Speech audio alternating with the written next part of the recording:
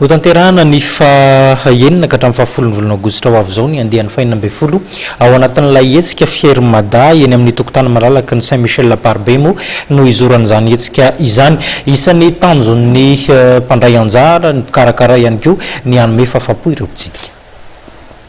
Misy ny fivoarana mivaingana teo amin'ny fiakarany fahefa-mividin'ireo tantsaha tao anatin'ireo andiany ambin'ny folo ny sinetsika foire international Fiermada raha ny tatitra nataon'ny filohan'ny fikambanana Fiermada Jacques Ramanantsoa.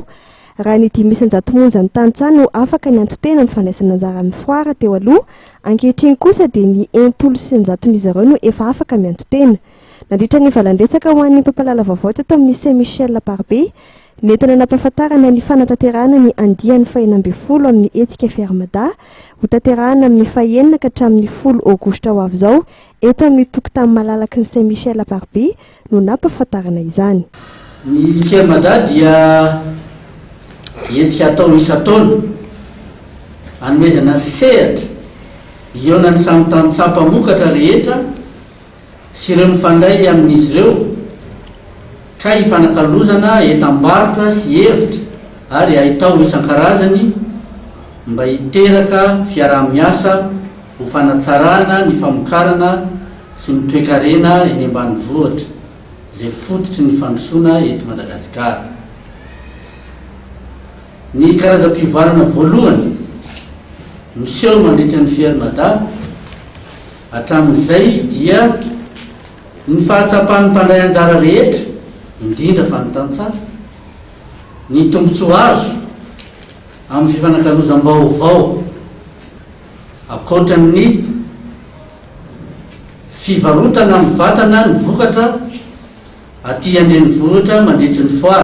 Nosafidiana manokana ny lohahevitra manao hoe firaisan-kina no hery mpamokatra sy teknisiana ary mpanambola tsy mifanambaka amin'ity andiany fahenina amby folo amin'ny Fiermada ity, ka isy ny lohabarendasy mahakasika izay ary ny tanjona dia ny anamafisana ny firaisan-kina n'ireo mpandray anjara isa-sokajiny amin'ny fampandrosoana ny tontolo ambanivohitra. Mandray anjara amin'ity andiany ity ny JK.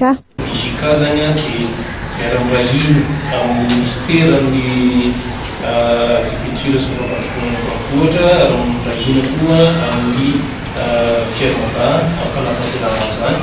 Ny JK dia misy tetikasa ohatrana eo a tetikasa izay mitondra haitao amin'ny resaka fambolena vary, misy ihany koa tetikasa hafa resaka ohatra hoe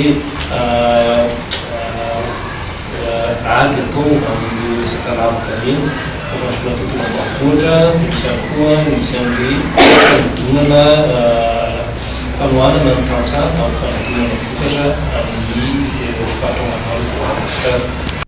manana trano eva misy 550 ihany koa ny ministera fambolena izay ampiratiana ireo tetikasa samihafa mahakasika ny fampandrosoana tontolo ambanivohitra sy ampahafantatra ihany koa ireo lalam-barotra takiany tsena iraisam-pirenena sy ny tsena anatiny amin'ireo tantsaha. Tahaka ny isan-taona moa dia hifantoka amin'ny fivarotana ny vokatry ny tantsaha sy izay ilaina ny fiainana ambanivohitra, ny fanakalozam-baovao eo amin'ny samy tantsaha ary koa fampiolana ireo mpandrara malagasy vahiny ary ny mpiara-miombona antoka avy eto an-toerana sy avy any ivelany ny foire.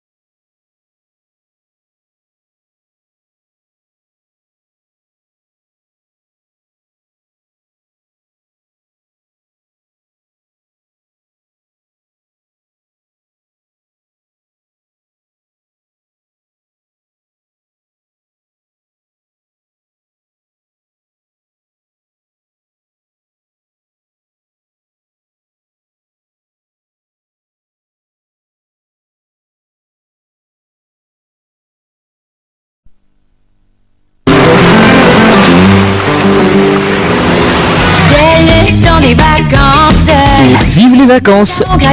Noho ny fangatany maro dia nahemtra hatramin'ny zoma 20 jolay 4 ny fisorantana anarana ho an'ireo izay te handray anjara amin'ny lalao un look pour les vacances. Ny 2 jolay 4 kosa ny casting ho an'ireo rehetra izay nisoratra anarana. Mahazo tombany anjara rakizy sao dia ianao ny lany mini miss 2014 miaraka amin'ny matv. Filan-kevitra jereo ny page Facebook ny look ny matv na antsoiny Lara Tarby 033 15 70034. Mbola manakaiky anao hatrany shop style amin'ireo tolotra maro isan-karazany atolony anao. Ao ireo pack hoentina amin'ny fotoana mihaja amin'ny vidiny 10 sy 10 ariary, kiraro miaraka amin'ny costard. Misy ihany koa ireo complet natao antsika atao mariage. Tsy adinoina ireo kojakojan-dehilahy maro samihafa toy ny lobaka, kiraro amin'ny vidiny mora hatrany. Koa manasanao ary itsidika ny shop style Avon Center box 403 T08 T117 Rainbow Center box 9 shop style la qualité. Nahazo laboratoire vaovao kosa ny imvavety izay fitoerana iray fikarohana sy fehezana ny valanaretina amin'ny biby fiompy. Androany moa natanterahana izany fitokanana ny fotodrafitrasa govana izany. Raha laboratoire tokana, laboratoire bactériologie no nisy teto amin'ny imvavety dia niampy laboratoire virologie izany amin'izao fotoana izao. Izany dia vokatry ny fiaramiasa malagasy amin'ny mpiara-miombina antoka samihafa, mikaroka, mamokatra ary avy eo mivarotra ny voka-pikarohana hifehezana amin'ny valanaretina amin'ny fiompiana ny imvavety. Heverina fanatsara ny fenitra amin'ny famokarana vaksiny fisian'ny laboratoire vaovao hoy ny tompona andraikitra. Nanomboka ny taona 577 nisiny ny imvavety dia vaksiny 12 nefa novokariny. Misy 12 karazana ny vaksiny vokarinay ato miaro ny aretina ho an'ny biby fiompy. Manomboka amin'ny omby, ny kisoa, ny akoho amam-borona, eny efa hatramin'ny alika miaro amin'ny aromotana. Dia vokarinay daholo izay vaksiny iarovana amin'ireo aretina mahazo an'ireo vaksiny. Raha tany isaina eto zany ho an'ny akoho amam-borona aloha dia ny peste akoho sy ny barika ny akoho dia vokarinay ato ny vaksiny miaro an'izay. Ho an'ny kisoa dia ny ramoletaka ny kisoa sy ny ramojidina ary ny empona izay atao hoe pneumopan vaksiny miaro azy dia vokarinay ato daholo. Ho an'ny omby moa zany dia ny besoroka, beary isan-karazany raha aretina amin'ny teny vahiny moa zany dia le maladie de charbon. Andalana kosa ny fikarohana mikasika amin'ny fiarovana amin'ny peste afrikanina izay tsy mbola ahitana fanafany hatramin'izao. Ny biby vita vaksiny ara-dalàna dia salama, mitombo, tsara hena ary manatsara ny fidiram-bola ary fidiram-bola maharitra ho an'ny mpiompy. Raha ny zava-misy dia mitombo ny fanjifan'ny mpiompy ny vaksiny. Olona mihoatra ny 9 isan-taona ny tonga mivantana eo anivon'ny imvavety. Na dia izany aza dia mipetraka olana ny fahavitsiny mpitsaha-biby eto amintsika izay mahatratra 927 amin'izao fotoana izao no ao anatiny no lavitry ny mpitsaha-biby.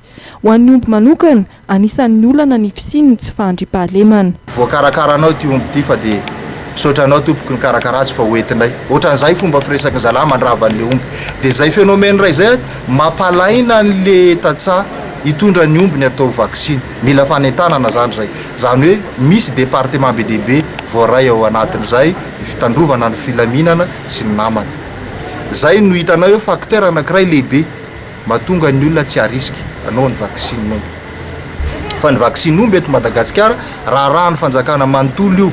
Zany hoe mbola obligatoire ny fanaovana vaksin'omby satria tsy ho lafinao amidy eny an-tsena ny ombinao raha tsy misy certificat de vaccination. Zay zany aloha ny lalàna hatramin'izao eto amintsika. Mikasika amin'ny vidin'ny vaksiny indray dia natao fanandrifana fa fahantarana malagasy zany no tompona andraikitra. Marihana fa ankoatra ny tsena anatiny dia mamaly ihany koa ny fangatahana amin'ny tsena iraisam-pirenena ny imvavety ary manondrana ny ivelany vaksiny ho amin'ny biby fiompy.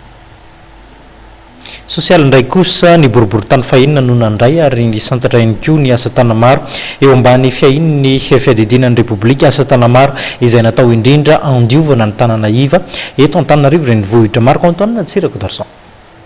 teto amin'ny fokotany akazo mangatsimy no natomboka tamin'ny fomba ofisialy ho an'ny boribory tamin'ny fahenina ny asa tana maro entina nadiovana ireo faritra iva ny sady hanomezana asa tselika ireo vahoaka sahirana aritra 20 andro ny asa ary atratratra amin'ny 50 ireo azo tompony amin'izany asa izany tsy mipetraka intsony androany ny fifandirana politika fa ny fiarametany dahobe sy ny fitsonjovana amin'ny vahoaka noho ny bahana tonga nanatrika izany fiarametana izany androany raha matovololona raha hery solombavam-bahoaka mapara voafito amin'ny boribory tamin'ny fahenina anadio ny tanàna rehetra mba ifisorohana ny resaka tsy fahasalamana zany satria ry fantatritsika loatra fa raha tsy salama amponina dia tsy mandroso eo ihany koa ny fanomezana asa ireo vahoaka sahirana satria ny vahoaka zany amin'izao dia ny hoanina an'io tadiavina an'io tena sahirana amin'ny vahoaka dia izay indrindra ny mahatonga anay hiara-iasa amin'ny fanjakana fohy be fiara-miasa amin'ny fanjakana fohy be izy ity iarahan'ny commune voalohany indrindra dia ny miainga avy aty amin'ny fokotany dia ny commune dia izay fanjakana fohy be izay ary isaorana azy indrindra ny fiantsonanay solombavam-bahoaka satria na tsy mitovy firehana ara-politika ary dia satria fampandrosoana amin'ny vahoaka ny jerena dia miara-miasa kaiky izay ary izay koa tsy manao volo manoharandrana amin'izany fa tonga dia mamono ny antsony satria fampandrosoana tanteraka no jerena ary izay tena hoe hitondra fampivoarana sy fijery vaovao ho any amin'ireo vahoaka izay miandry ny tena amin'ny asa miatraika any amin'izy ireo izay dia ny zavatra atao zany 50 ny olona nalaina isaky ny arrondissement dia miasa 50 isan'andro ny olona miasa dia mandritra ny 20 andro zany zay manao an'ity asa ity dia eto Kasomanga no etomboany androany dia tety ny 31 fokotany zany zay arakaraka izay asa tokony atao any iarahanay mijery amin'ny filoha-pokotany zay asa izay raha ho an'ny fokotany Kasomanga atsimo manokana dia efa ny alatsinainy teo ny andro ny fitaovana izy ireo nolazainy sy fokotany ihany koa fa efa manana drafitra matipaika sy fanetanana amin'ny fikajiana amin'ny fahadiovana amin'ny faritra Iadidiny raha ny canal eto aminay dia miainga avy any atao madinika avy any avy any atao madinika avy any ny rano mikorina midina makaty ary efa midina makaty dia azo lazaina hoe miodikodina fotsiny hatrany meto le rano satria tsisy voahany vokatra zay dia nanao canal vaovao zay création tsy nazahoana lalana fa nitadiavana olana tadiavana vaolana izahay mba andehanan'le rano satria le canal zay odiorintsika zay andehanantsika rahanatsika mahita eo dia ho hitantsika rehefa fa tena tsentsina tanteraka tokoa tsy afaka midina raha marina dia ny rano tokony midina fa tsy miverina kanefa ny anay zany amin'izao fotoana zao dia miverina manao avainy atao madinika dia midina makaty dia miodina indray ohatra ny iverina ny atao madinika zay vao miakandrefana zay vao tonga any amin'ilay canal andrososona ilay rano mariana fa anisan'ny fampanantenana nataon'ny filohan'ny repoblika Hery Rajaonarymampianina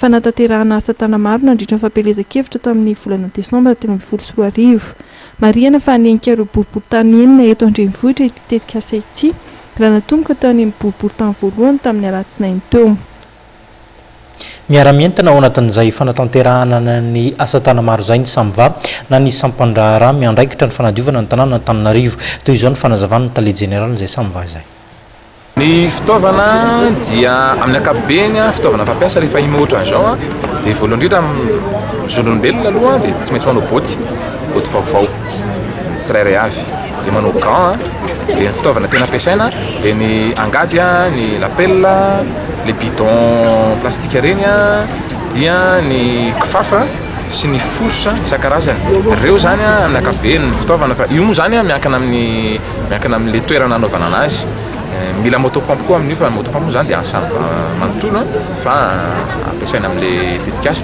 dia miankina amin'ny habean'le canal sy ny fako sy ny zavatra sokirina anatiny zany ny fitaovana ampiasaina fa ireo zany no miasa rehefa manao curage ny samy valo tsy manary fako eo fa mandroaka fako eo fa izy io zany mila fanentanana goavana be mihitsy amin'ny tsirairay satria andraikitra ny samy valo tokoa zany resaka fako sy ny resaka canal sy rano maloto ny olona mahatonga ny tsetsina ny canal aloha dia lazaiko anareo ny olona zany tsy manary fako anaty baka fa manary fako any amin'ny dalina dia jerevantsika eo moa eny an-dalana eny fa hitanareo ny habean'ny plastika sy ny tavoahangy sy ny fako anatin'ireny canal reny no tena manitsina azy zay efa manao ezaka mafy be mihitsy mampatsiasy mampilaza ny olona hoe ary io anaty baka ihany ny fako ary tiako misoritra kely hoe misy faramiasa matotra miaraka amin'ny RF2 RF2 zany manana an'ireny tapaka barika makamaka kely reny hitanareo reny zany no isaky ny fiondanana sy nisy tokantrano maka an'ilay fako dia anjarany samy va zany manao fotoana amin'ireny dia misy camion mandalo isaky ny arrondissement isanandro zany no atao voalohany indrindra dia anajana le code municipal d'hygiène aloha hoe tsy mahazo manary ordure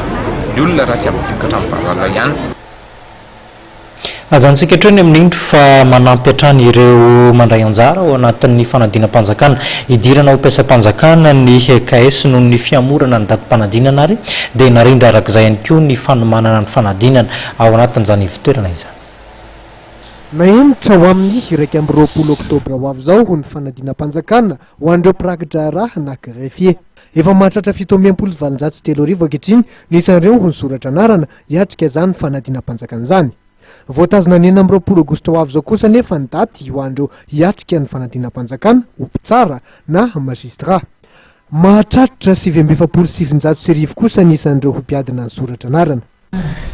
Noho ny fandamina maro samihafa dia ny fanadinana fananana marimarina koa greffier dia hiemitra amin'ny 20 oktobra. Io zany le tokony natao tamin'ny 9 jolay teo fa noho ny antony maro samihafa efa voalaza teo aloha tamin'ny fanambarana dia hiemitra amin'ny 20 oktobra ny greffier.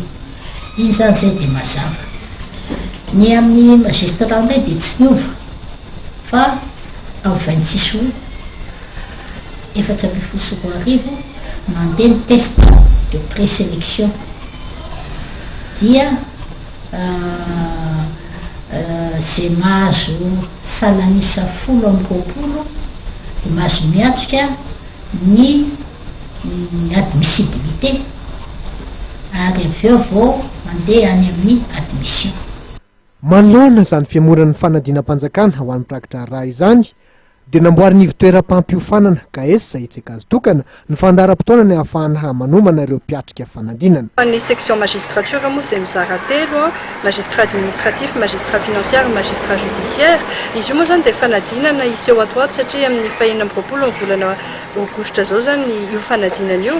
Noho izay antony izay indrindra zany dia hoe anomana faradobika zany ny atao amin'ny KS araka ny efa niteneniny zareo teo anivon'ny UNMG koa moa zany dia mijanona ho 26 aogositra zao ny daty ny fanadinana idirana ho mpitsara ka izay indrindra zany ny ahafahana manomana an'ilay hoe ray volana anaovana an'ilay faradobika magistrature. Ao anatin'izay faradobika izay moa zany dia misy hoe 2 semaines rappel des leçons ary 2 semaines exercice fotsiny. Manaraka izany kosa zany ho an'ny section greffier dia betsaka moa ny manontany hoe mbola misy ve fanomanana an'io fanadinana io araka ny efa nitenenindrareo teo amin'ny UNMG moa zany dia mihemitra ny fanadinana hihemitra amin'ny 21 oktobra zao ka noho izay indrindra zany no anomananay an'ilay fanadinana zany dia amin'ny 21 juillet indray zany misy rentrée vaovao ihany koa ho an'ny section greffier mitovy amin'ny section an'ny faradobika magistrature. Manomana fanadinam-panjakana idirana miaramila sy inspecteur ny poste ihany koa ny KS amin'izao fotoana izao. Fa toy ny sekoly rehetra dia mamara-panana ny taom-pianarana 2024 ihany koa ny Académie nationale de fanatanjahantena na ny ANS no fataratsika azy etsika maromaro no ny tanterahana ny fanandrify tamin'izay. Efa natomboka ny fanadinana samihafa etsy amin'ny ANS Ampefilo izay ho tohizana amin'ny soutenance de mémoire sy ny famelabelarana isaky ny taranja izay ataon'ny mpianatra arahana devitra mahakasika ny lohahevitra hoe sport pour tous. Mbola ity lohahevitra ity raha teo no hovizana mandritra ny voyage d'études izay ataon'ireo mpiofana ao amin'ny ANS Ampefilo 9 hatramin'ny 7 jolay izao any Mahajanga faritra Boeny. Amin'izao aloha ny plasinay mpianatra aloha amin'izao atanke hoe formation atao ANS zay dia mazava fa tsy dia manana olana zahay. Marina fa nisy ihany ny savorovoro izay nisy tato fa raha tonga ny fametrahana ny DG vaovao dia nametraka ny fandaminana rehetra ary namaly ny fangatahan'ny mpianatra. Ohatra zao bourse zao fa elaela zay tsy nahazo bourse fa ny tonga ny DG vaovao tonga dia narakara ny bourse ary tena isorana anazy manokana koa zaraha zay vao un mois fotsiny izy tonga dia efa ny bourse ny mpianatsy no ny karakarainy. Premier responsable anahy mahakasika an'le voyage d'études manko mizara roa moa zany le voyage d'études misy ny voyage d'études au niveau universitaire misy ny voyage d'études au niveau formation ka zay resahany eky zany au niveau formation atao Académie nationale des sports. Ny voyage d'études ho anay mpiofana mahakasika ny sport dia mametraka hampiroborobo fampanosoana ny sport. Tsy misaraka ny fampiofanana tsoratra sy ny fampiarana ka mba ho modely alain tahaka ho an'ny mpiofana dia mameno ohatra trano ny tale general ny Avison Patrice nandray ny etaetan'ny sampana fitsaboana sy ny fanaraha-maso fahasalaman'ireo atleta etsy amin'ny ANS. Ny endriky fanatanjahantena avoreta zany a dia fitsiny etsy ny sport ary izay risika zavatra anankiray iza amin'ny ANS zany mba ho manara-penitra sy ho ary fomba ny fitaovana fanaraha-maso ny fahasalaman'ny atleta ary indrindra koa zany ny mpianatra eto amin'ny académie nationale de sport.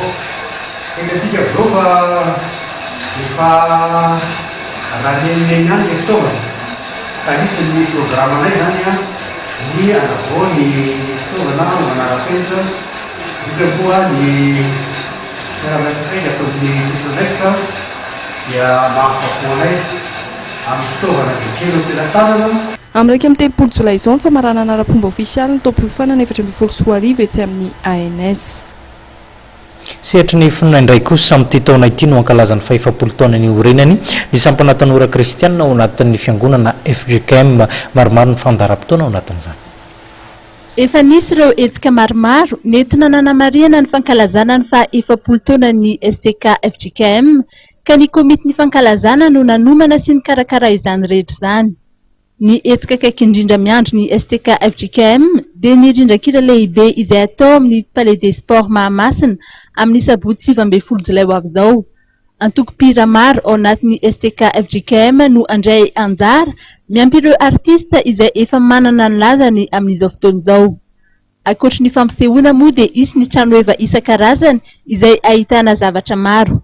Isy ihany koa ny fampianarana maimaimpoana isan-karazany toy ny fampianarana maka sary, fampianarana mahandro sakafo sy ny sisa maro. FGKM dia mankalaza an'Andriamanitra no ny fahefapolo taona ary izany indrindra no hanaovana fanentanana amin'izao fa isy ny hetsika kolontsaina izay tanterahina amin'ny sabotsy 20 volana Jolay ao amin'ny lapan'ny kolontsaina sy ny fanatanjahantena ao Mahamasina. Rindran-kira goavana no tanterahina amin'io izay anentanana tsika daholo be sy ny tanora ihany fa itsika kristianina rehetra tsy akanavaka dia entanina mba ho tonga maro amin'ny fotoana io.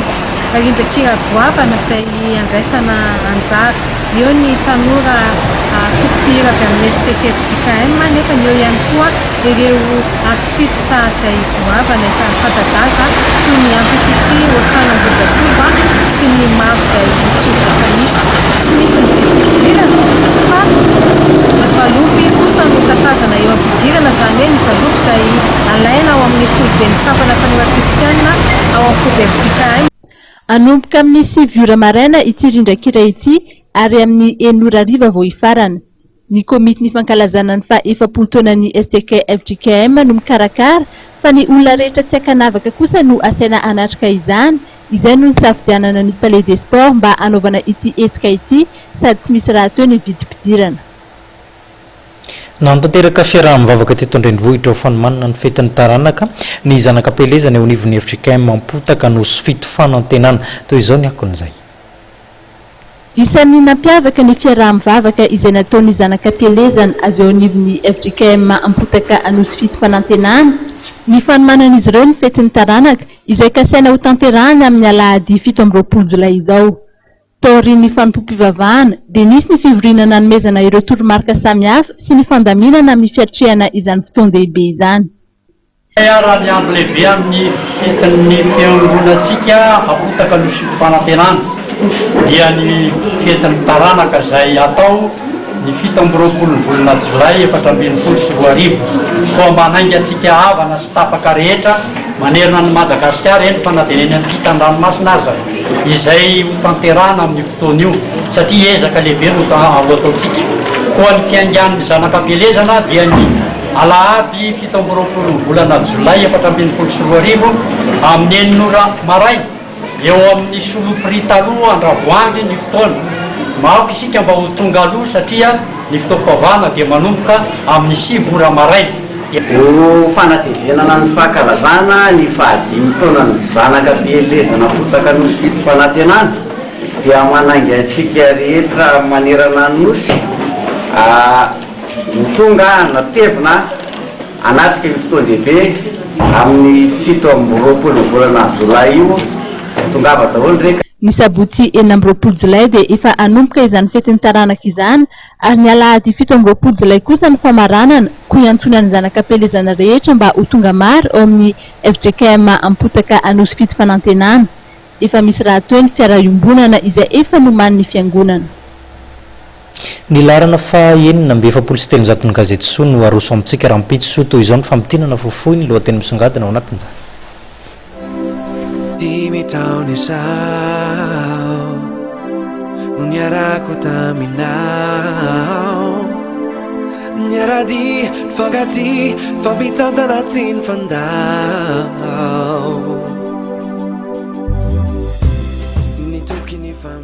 Lamody hafakely sy tena mainjaika no entin'ity laharansoa ity aminao amin'ity herinandro ity. Ao ny akanjo mariazy izay ahitana didiny hafakely tokoa kanefa tena mihaja be. Ao kosa ny lamody mianjaika fanohon'ny andriambavilanitra amin'ny Royal Ascot 420 any Londres izay ahitana karazana satroka hafakely kosa indray voarafitra amina endriny samihafa ary tena mahavarina. Mbola lamody ihany ny karazana aronony vaovao fantatra amin'ny anarana hoe Tata Top.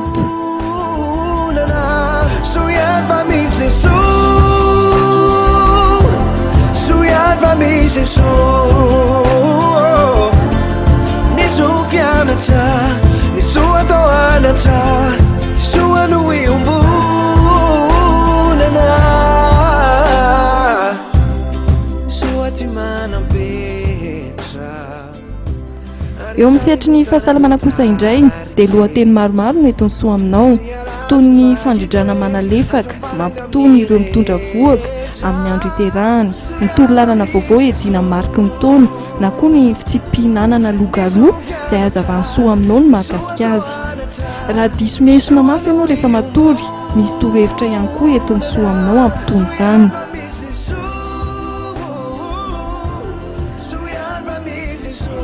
Diso mipelipelika avy ny zanakao, vakeo ny famelabelarana entin'ny gazety Soa sy ny ambaran'ny fihetsiky ny ankizy ary ny torohevitra momba izany.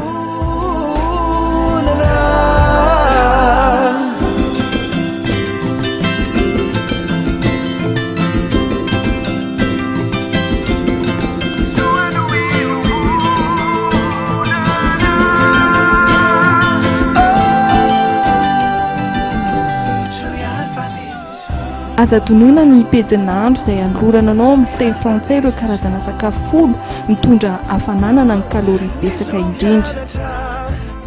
Gazety Soa ny soratra no ifampizarana.